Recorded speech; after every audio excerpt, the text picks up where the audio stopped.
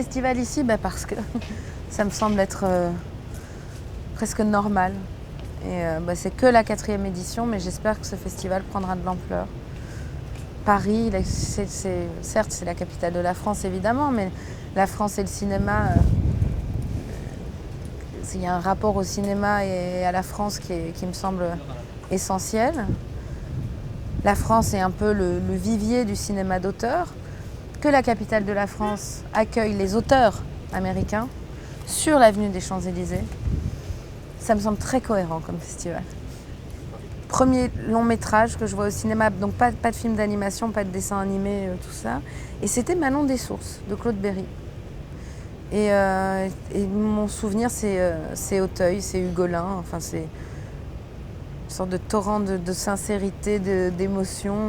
Mais j'étais toute petite, je ne sais plus quel âge je devais avoir, mais c'est vraiment mon premier souvenir de grand écran, de vrais films, de performances d'acteurs. Ça m'a marqué. Plus les conditions de tournage sont techniquement difficiles, plus ça m'amuse, moi. Parce que je trouve que ça demande encore plus de concentration, plus de travail. Je suis un peu une bosseuse, donc plus c'est intense, plus il y a de la difficulté, plus je trouve que plus c'est jubilatoire quoi, pour nous. Alors, physiquement, un tournage qui n'était pas pour le cinéma, qui était pour la télévision, c'était l'histoire de Charlotte Corday pour France 3. On tournait, je pense, ça devait être une période de grosse canicule. Et Charlotte Corday, évidemment, film d'époque. Et le corset a fait que j'ai eu de gros ennuis rénaux. Parce que voilà, le corset et les costumes d'époque ne sont pas vraiment faits pour que tous les systèmes fonctionnent normalement. Et j'ai beaucoup souffert parce que j'ai tourné comme ça. Et voilà, j'ai eu des soucis aux reins, mais qui se sont très vite résorbés. Mais je souffrais réellement de la chaleur, quoi.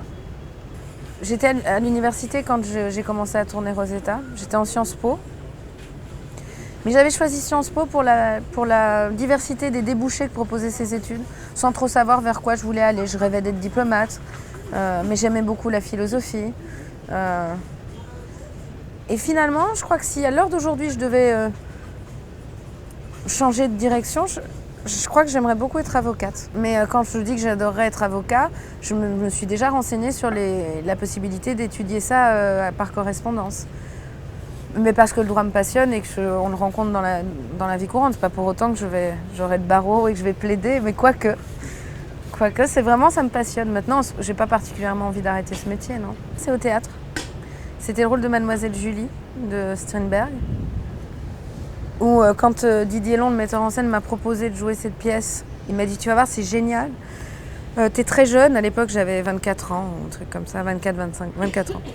C'est rare, très peu d'actrices l'ont joué en ayant presque l'âge du rôle. Et au bout de 100 représentations, j'ai compris pourquoi.